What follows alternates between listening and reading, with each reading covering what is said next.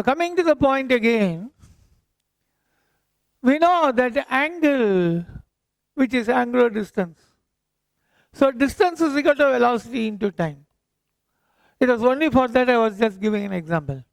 That uniform motion. So motion is uniform. So velocity is constant. If velocity is constant, acceleration is zero. When acceleration is zero, this is gone. This is fully gone. So you have distance covered is equal to velocity into time. For the angular motion, angular displacement theta. For the angular motion, omega. So I get theta is equal to omega into t. So from that we will get the value of x to be equal to a cos omega t. Equation number 1, note that we are finding the displacement, distance covered by the simple harmonic motion in a particular direction. This is a circular motion, but distance is from the fixed position always. That is the standing rule, of course. So after determining one equation for the simple harmonic motion, we have to now keep on saying all the parameters one after the other, and now it is velocity. Okay.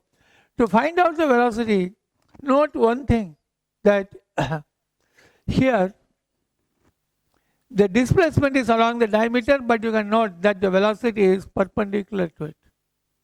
If you take the projection, you can see that for the velocity, the projection will be also velocity of the simple harmonic motion. So at different points, the velocity will be at 90 degrees. Note this point. Some people take the velocity along the same line itself. No. Right. If you have got your teacher or somebody else not explaining in this manner, then whatever he says, don't enter into an argument, because you are depending on him afterwards. Internal mass and so on. So just tell him, okay sir, right, I think so, I am wrong. That's all. Come out of it. Once you enter into your argument, you will get only 12 marks for the internals. Then that is all, man. You won't be able to get admissions in good courses. So remember all these points. Okay. So then what we are seeing just now is that this x is equal to a cos omega t. Now can you tell me the direction for this x? Yeah, man, tell me, what are you blinking? Come on, tell me. I have told you, yes, you are correct. I told you that always, even if the body is moving oppositely, still the measurement for the displacement is from the mean position. So for the movement d2 up to p, the projection is q, and for that q, take the displacement from the mean position, not this one. Yes. So that is why from the mean position up to the point of projection, you have to take the distance is equal to cos omega t, already shown here. And note another thing, that for this angular motion, if you see the projection for that upward angular motion, the projection also will be upwards. And this projection is at right angles to x. So note this point also, a very important thing. Many people do not know all this information. That is why they do blunders when they are trying to solve the problems. I will tell you about all these directions in a more perfect manner later on. Let us first try to understand the concept. Yes, understand the concept first. So then, so now velocity is at right angles. Right angles means, then see the value of this velocity. Opposite side of theta, it is sine. Opposite side by hypotenuse, it is equal to PQ by A. So you will get sine theta is equal to PQ by A. And what is PQ? It is the projection of the velocity, man. It is the projection of the velocity. So this is velocity. So you will get, or V is equal to, this is PQ. I'll put it step by step. So this is velocity by A is equal to sine theta. So from that, what you will now get is that V is equal to A sine. And what is theta? Theta is equal to omega t. See there. So this is going to be the equation 2. The first one was for the displacement and the second one is for the velocity. Those who are taking up the recorded course only, then we will give the link in such a manner that you can once for all store it in your PC. Because of that, you can see the recordings again and again and again and one more time again. So number of times you will have to see, then only it will get stored. Okay. So V is equal to A sin omega t. There is yet another equation that we are having for the velocity. And it's like this. Square all of them. So we get or V square is equal to A square. Here I would like to tell you one more thing. If you see the books, then all the equations, they have found out all the equations, equation for displacement, velocity and so on.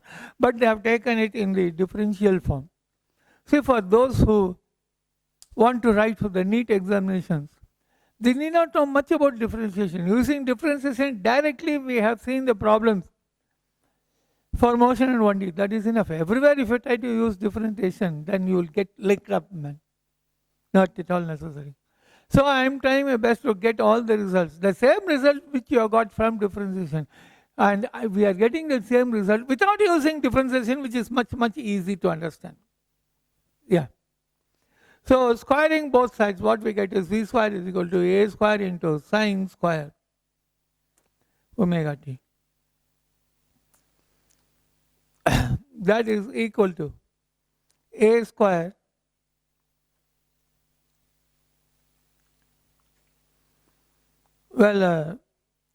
V is equal to, we will get one omega here. I will tell you the reason why. So for the time being, just make a note of it. V is equal to omega into A sin omega t. So V square will be equal to omega square. That's equal to A square omega square. Now cos square theta plus sin square theta is equal to 1. So sin square theta will be equal to 1 minus cos square theta. Here that theta is equal to omega t, which we have already put forth. So you have to write the same omega t only even now. So from this what we get is therefore V square is equal to omega square. A square, bring it inside the bracket, will be equal to A square minus A square cos square omega t. Now see what matters. A cos omega t is equal to x, so this whole thing, put it equal to x, no, x square, because everything is square. So we will therefore get yet another good one and an important equation. V square is equal to omega square into A square minus x square. Taking square root, you will get therefore V is equal to omega into the square root of A square minus the x square. Another good equation. Equation number 2a. Shall I put it like that? Equation 2a. Right. Then acceleration. So acceleration also, they first in fact start with the equation for acceleration by taking into account a differential equation. Avoid all that, avoid as much as possible, dear NEET students. Otherwise you will be so confused that you will try to avoid all these things. Let me tell you one secret here, top secret. You take chemistry, people do well, students do well. Biology, of course, no questions asked. You are going to get high marks. Physics, the +2 portions you do well. But what I have noticed is that in the +1 only, for the +1 syllabus of physics, there are only what are questions here asked, you fumble, man. Then you lose 85 marks. Right, so 85 marks gone means where do you stand? You will hardly get somewhere in the middle of between 200 and 300 or a little bit more than 300. You don't stand a chance now.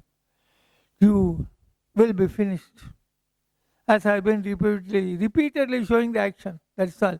You will be finished. That is all. So then, so that is why I try to avoid the equation pertaining to differentiation as much as possible. So for that, I'd like to put forth in a normal manner as how the acceleration can be found out.